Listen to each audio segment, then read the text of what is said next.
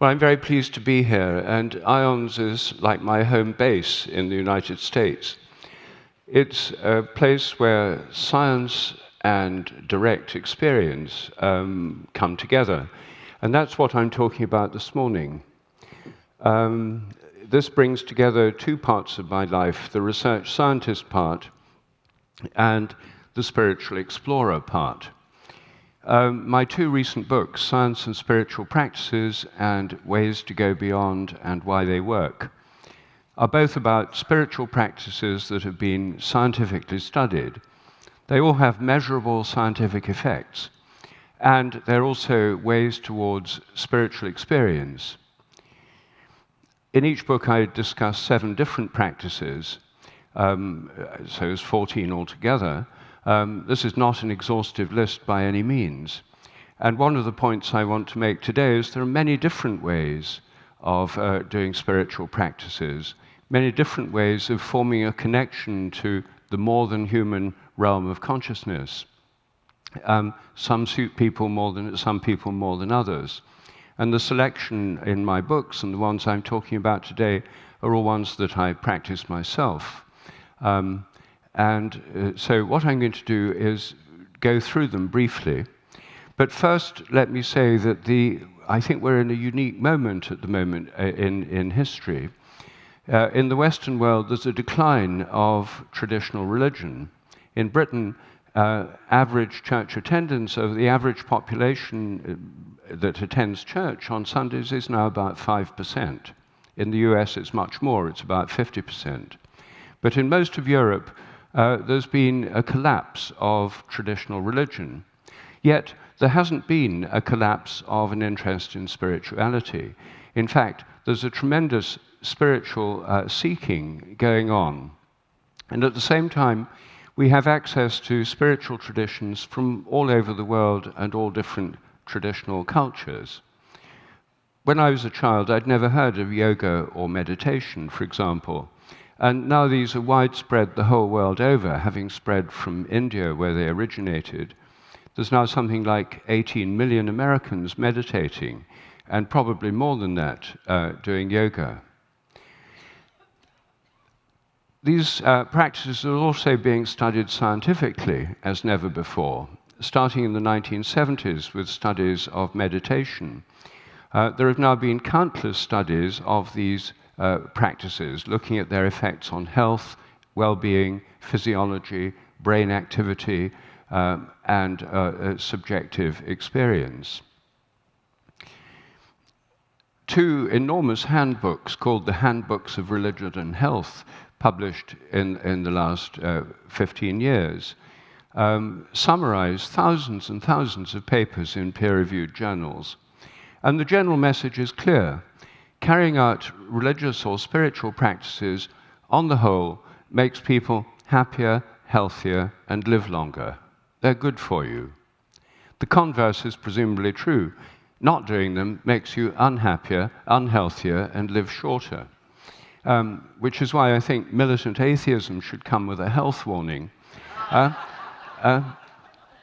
Because insofar as it persuades people to give up their traditional religious practices and leaves nothing in their place, it really does, I think, cut people off from sources of health and well-being and connection. But this has not been lost on atheists themselves, and old-style atheists like Richard Dawkins and Daniel Dennett were against, and are against, all kinds of religious and spiritual practices. New-style atheists like Sam Harris, one of the so-called new atheists, acknowledge the importance of at least some spiritual practices, and Sam Harris is now giving online meditation courses. A British atheist philosopher, Alain de Botton, recently wrote a book called Religion for Atheists, trying to reinvent the practices of religion because he thinks atheists need them. And there's now in England an atheist church called the Sunday Assembly, where people meet on Sunday mornings, sing happy songs together, and tell uplifting stories. So there's a need for these things, and they're continually reinvented.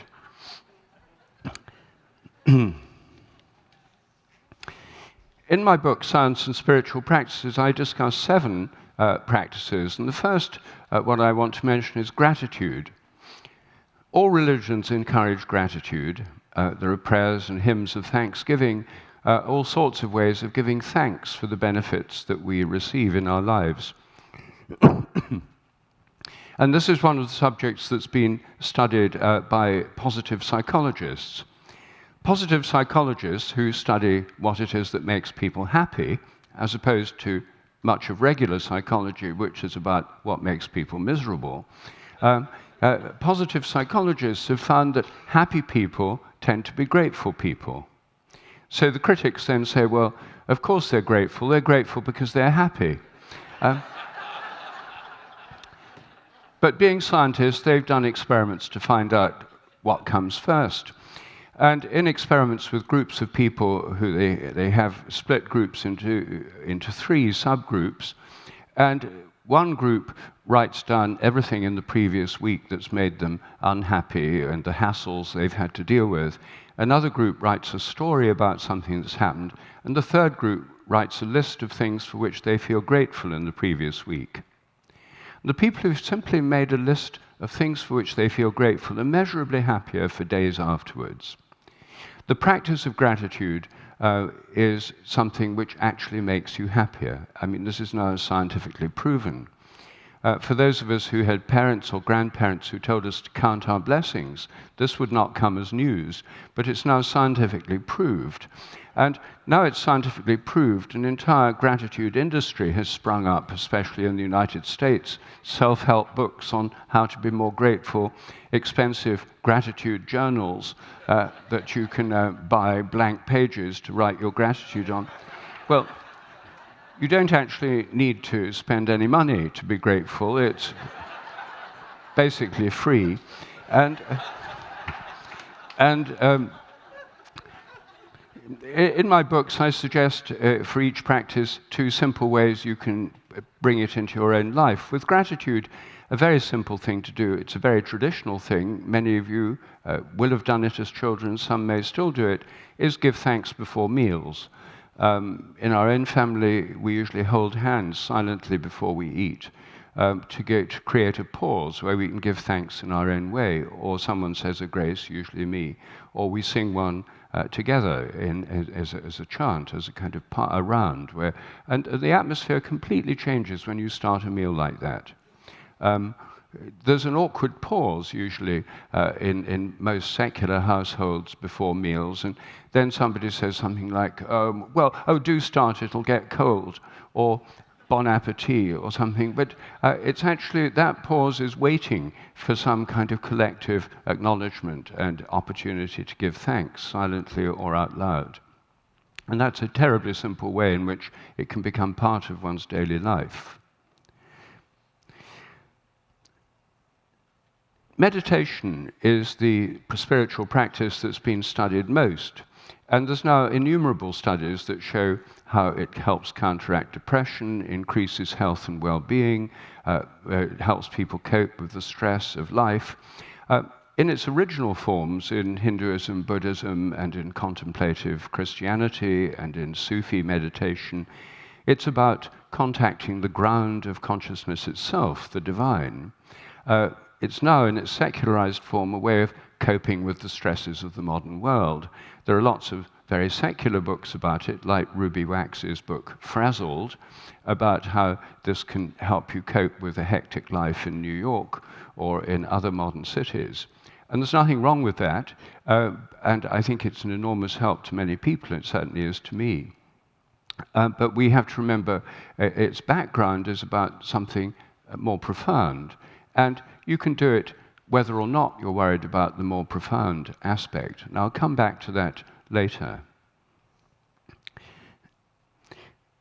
Connecting with nature is a spiritual practice that many people have, and many people spontaneously have mystical experiences with the natural world when they're in woods, on mountains, by streams, by the sea, in the sun. recent surveys in Britain have shown that mystical experiences, spontaneous mystical experiences, are remarkably common in the population. They're not something confined to a few medieval mystics hundreds of years ago. They're surprisingly common, and many people don't want to talk about them because they're afraid they'll be thought peculiar or mentally disturbed or something. Many people have mystical experiences of connection with nature as children. And these moments of mystical illumination, especially the ones to do with nature, can change the course of someone's life, even if they only take a few minutes. There are various practices one can have for connecting with nature, setting aside time for doing this. And again, I discuss possible ways of doing this in my book. This also, related to that, is another practice relating to plants. I'm particularly keen on plants. I started out as a botanist. I've always been interested in plants. And for many people, plants are a way of connecting with the greater reality within which we live. Flowers have a beauty which is far too much for their biological function. Flowers evolved to attract insects, but it's a tremendous excess of beauty compared with the amount of color and scent you need to attract the average bee or butterfly. And it's a real mystery. Why is there so much beauty in the world? And flowers, which evolved, as Charles Darwin pointed out, so that eyes could see them. There could have been no flower before there was an eye to see it, Darwin said, are a kind of interaction between the plant and the animal world. But flowers have been around for well over 60 million years. Modern humans for about 100,000. They didn't evolve because we like looking at flowers. They mainly evolved because insects are attracted to flowers. But it's assumed in all religious traditions that deities or God like flowers. In events such as this, we have flowers. If you go to any English village church, you'll see in the porch the flower arrangement rota, who's going to do the flowers on Sunday. In Buddhist temples, people offer lotuses and other flowers. Hindu temples, there are malas, necklaces of marigolds and other flowers. So flowers are, for many people, an almost unconscious way into a realm of beauty and something that transcends our mundane concerns. Through gardening, through houseplants, through cut flowers, these are billion-dollar industries. And it's important to, I think, just become aware of what's happening when we look at flowers. I look at flowers every day, and for me, they're a kind of sustenance for a kind of direct connection with the natural world and the mystery of beauty. Trees, for many people, are very important as means of connection with the heavens and the earth, because trees obviously bridge those two realms, the sky and the soil below, the roots. In many cultures, there are sacred groves where people go to connect with the spirits of the land and the trees. And the United States has some of the best and biggest sacred groves in the world. They're called national parks. But I think that the motive behind John Muir, who helped set up the national park movement, was very much of creating sacred spaces through which people could connect with nature and be recreated. Recreation is not just having fun or going for a hike. It's a sense of something deeper than that, this connection with nature that can come through visiting these places.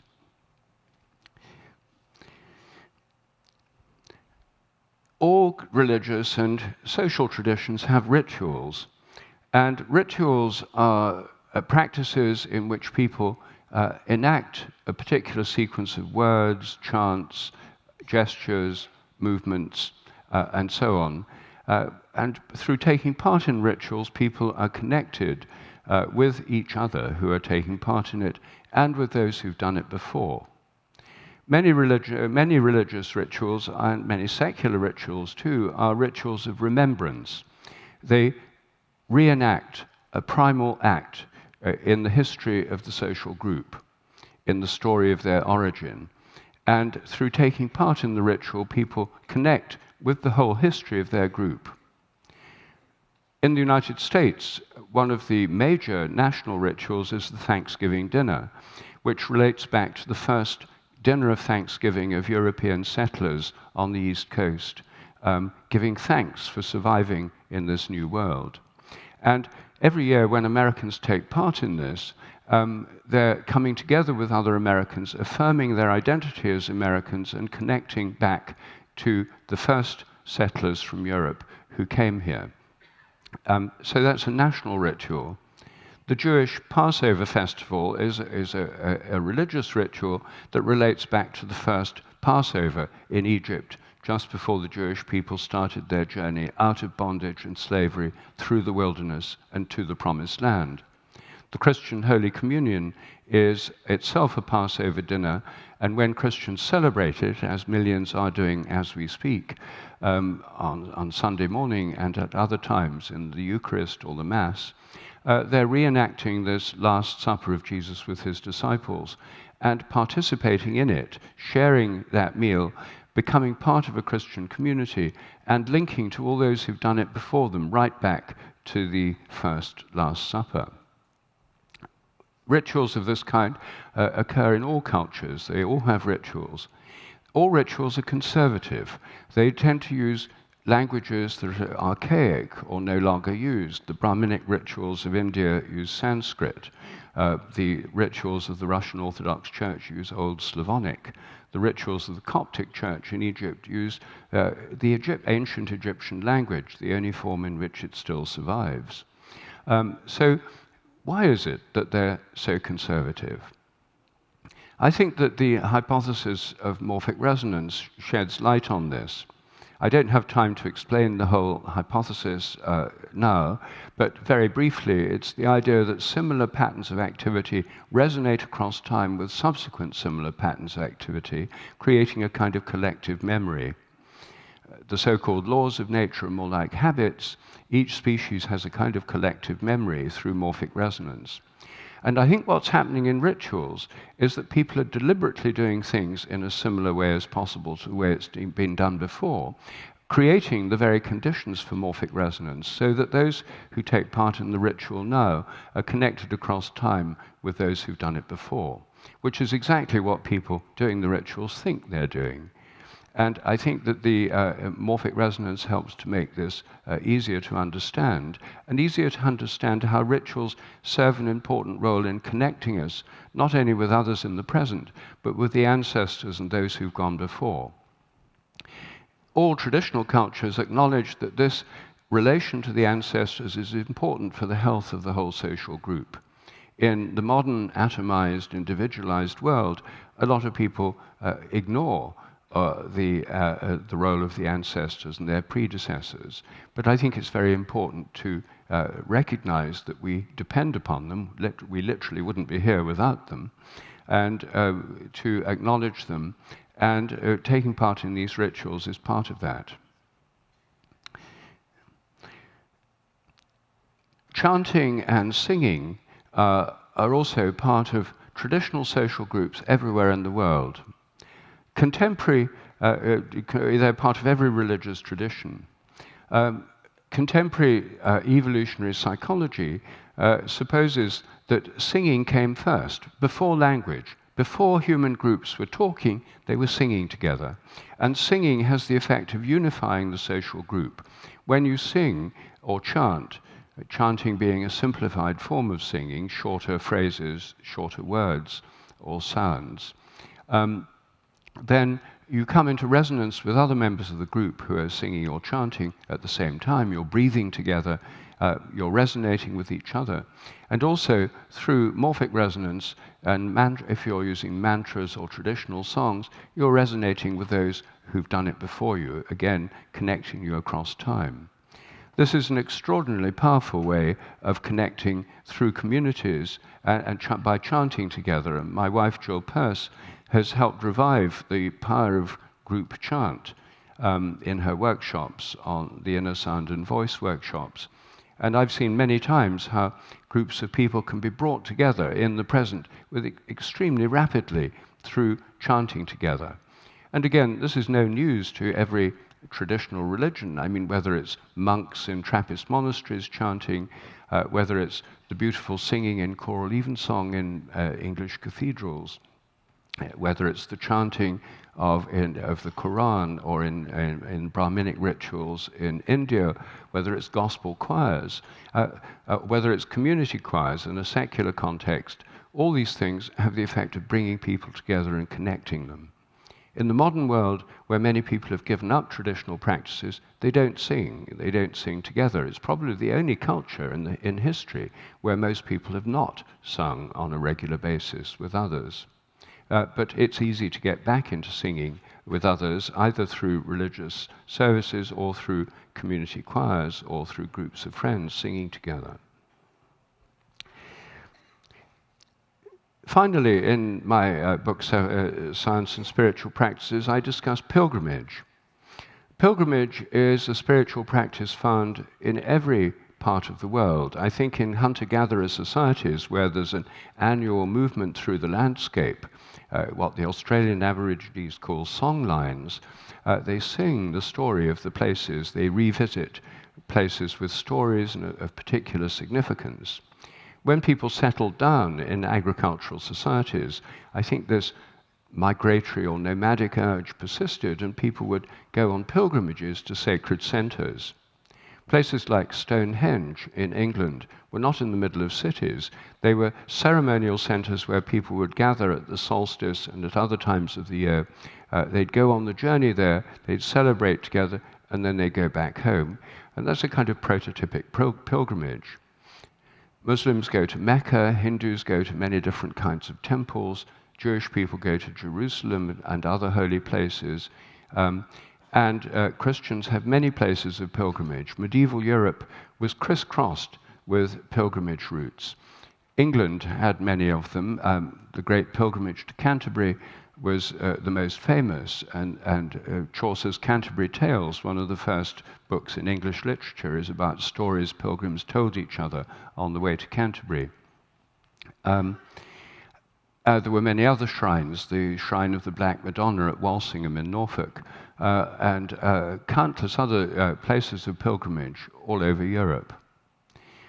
A huge change occurred through the Protestant Reformation in the 16th century. In Northern Europe, in England, Northern Germany, Scandinavia, and other Protestant countries, the Protestant reformers didn't like pilgrimage. They were dead against it, and it was forbidden. In 1538 in England, Thomas Cromwell issued an injunction against pilgrimage, and it was forcibly suppressed.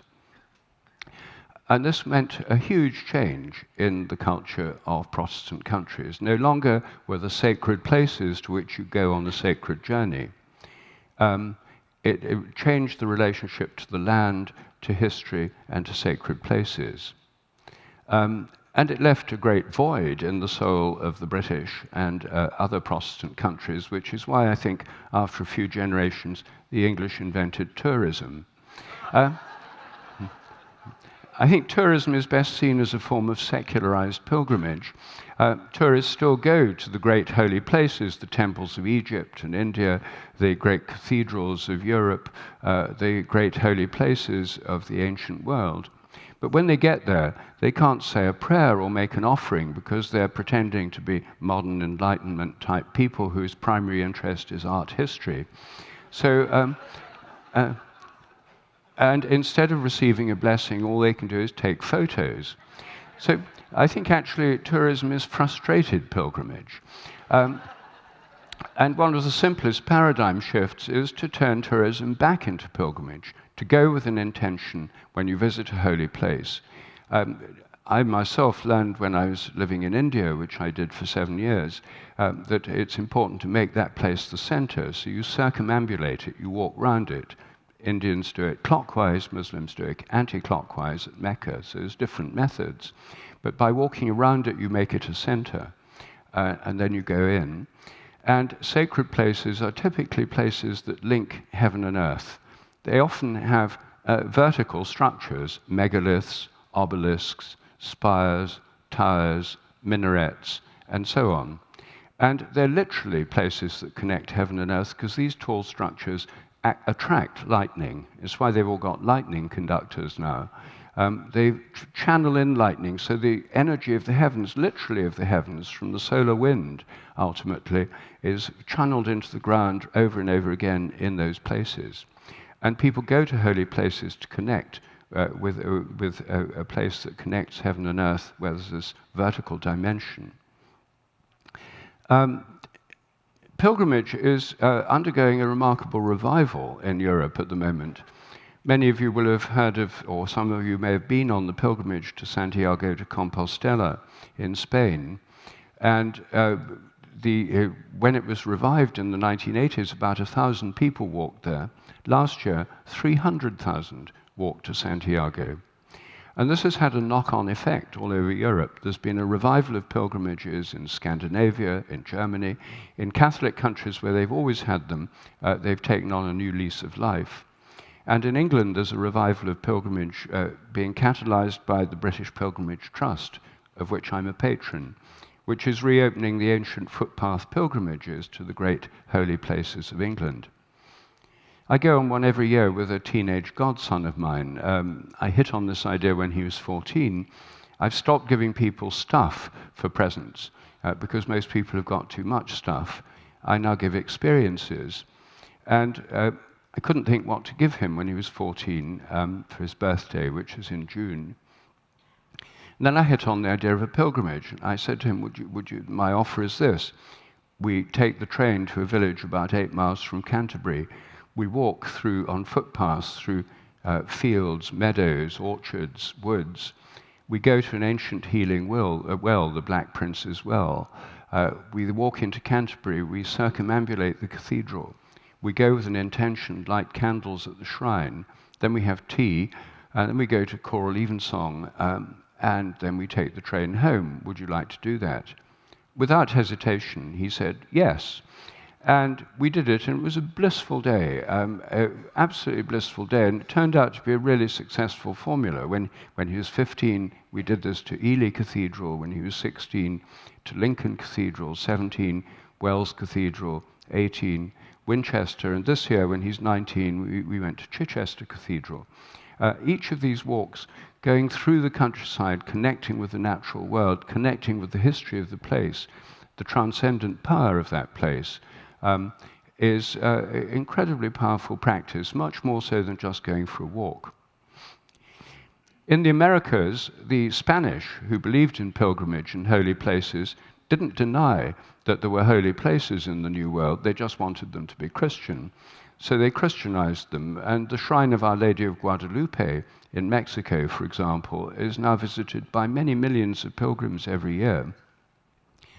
The colonists of North America were Protestants, so they didn't believe in pilgrimage or holy places. The land was just real estate. And so it's more problematic to see how pilgrimage could be revived in North America. The native people wouldn't particularly like it, I suppose, if Native Americans, if suddenly millions of settlers take over their sacred places. It'd be the final violation. I think here there are, of course, great cathedrals. The Grace Cathedral in San Francisco, the cathedrals in New York, St. John the Divine, St. Patrick's, the National Cathedral in Washington. There are great cathedrals here, and that is one possibility. But I think the national parks and the natural places, the most obvious, the sacred groves, are the most obvious destinations. And of course, many people already do this through hiking. But I think with a slight paradigm change, taking it as a pilgrimage can make it more meaningful, more satisfying, and more connecting.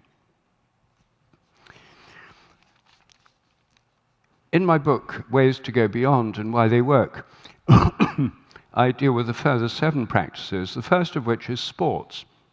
This may seem surprising. I think that the main way in which most people in the modern world connect with altered states of consciousness is through sports.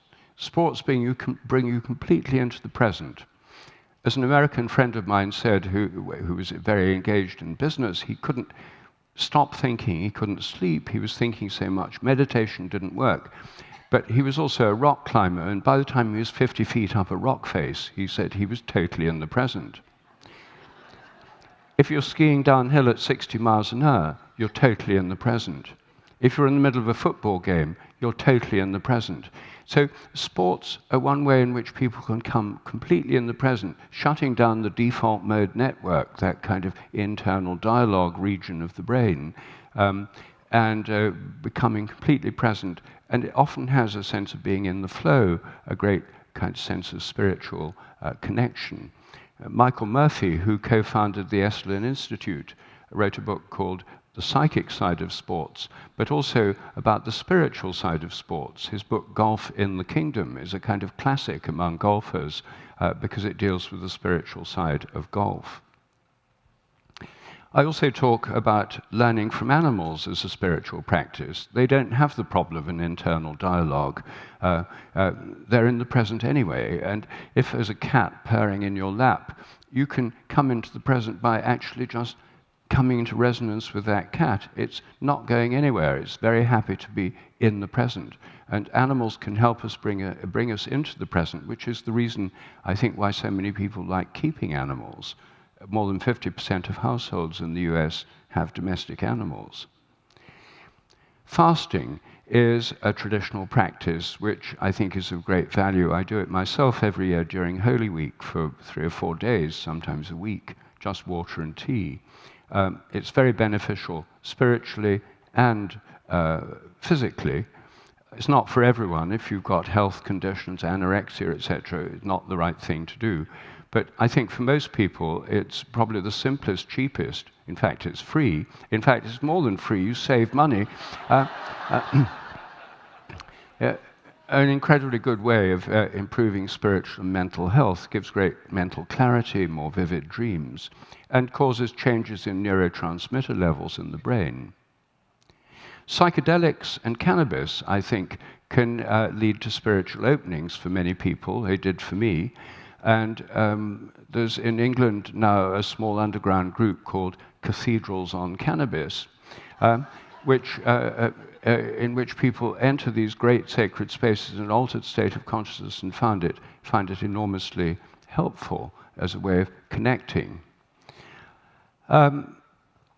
Then prayer, which differs from meditation in that it's about asking for things. You connect with a spiritual source and direct the thoughts outwards towards the concerns you have in the world. In meditation, it's like the opposite. You withdraw from the concerns of the world, your inner thoughts. It's like an opposite flow. I see prayer and meditation as being like breathing out and breathing in.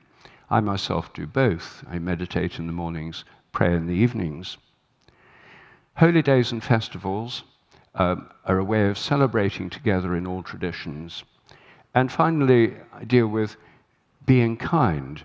There's no point doing all these things if it's just a personal indulgence. It has to help other people as well.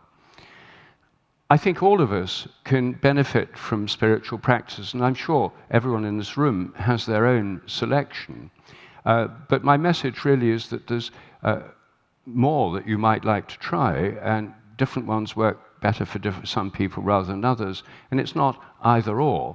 And it's not either spiritual or religious. Some people say, I'm spiritual but not religious. I think that's fine. But I think it's also possible, as I like to think of myself, as spiritual and religious. And I think these practices, with the scientific background to them, are things which the Institute of Noetic Sciences, with this combination of science and direct experience, is a perfect forum for discussing. Now, I'll just end by saying how grateful I am to this institute, because I think it holds a space which no other institute is doing in the United States, or indeed there's very few other organizations in the Western world doing this. And I think it's of great value, and I think it's part of the leading edge of a new process of spiritual evolution in which we're all engaged now. Thank you.